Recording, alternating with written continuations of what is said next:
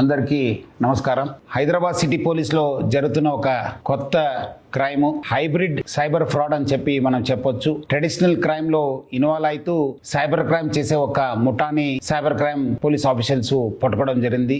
ఇది ఎట్లా జరుగుతుందంటే, మొబైల్ థెఫ్ట్ చేసిన తర్వాత వాళ్ళ అకౌంట్ లో ఉన్న అంత డబ్బులు ఖాళీ చేసి ఫస్ట్ టార్గెట్ చేసేదేమో సెల్ ఫోన్, తర్వాత టార్గెట్ చేసేది బ్యాంక్ అకౌంట్. సీనియర్ సిటిజన్స్ ని, అమాయక ప్రజల్ని టార్గెట్ చేసి దొంగతనం చేసిన తర్వాత ఈ సైబర్ క్రైమ్ కి పాల్పడుతున్నారు. ఆ ఒక ఫోన్ దొంగతనం చేసి అదే ప్యాటర్న్ యూజ్ చేసి బ్యాంక్ అకౌంట్ ఖాళీ చేస్తారు.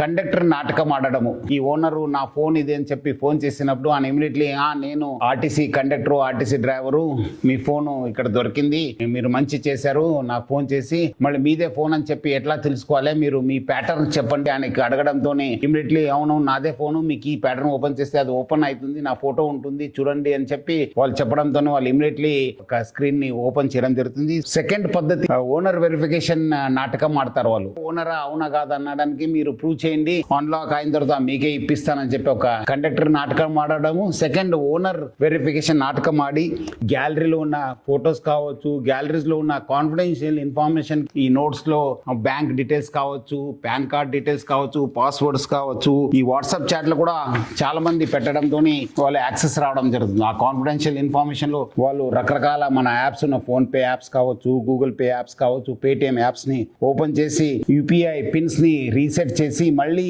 ఫోన్ లో అక్కడ ఉన్న వాళ్ళ అకౌంట్ లో ఉన్న డబ్బులంతా వాళ్ళు మళ్ళీ ఇస్తారు, వాళ్ళ అకౌంట్ కి ట్రాన్స్ఫర్ చేసుకుంటారు. అట్లానే కొంతమంది మ్యూల్ అకౌంట్స్ ద్వారా అమౌంట్స్ ట్రాన్స్ఫర్ చేసి అక్కడి నుంచి కూడా వాళ్ళు డబ్బులు విత్డ్రా చేసుకొని కూడా వాళ్ళు ఈ సైబర్ ఫ్రాడ్ లో ఇన్వాల్వ్ కావడం జరుగుతుంది. ఇది ఒక traditional crime plus modern crime, అంటే సైబర్ క్రైమ్ ఇన్వాల్వ్ చేసి ఒక హైబ్రిడ్ సైబర్ ఫ్రాడ్ ముఠా ఇది.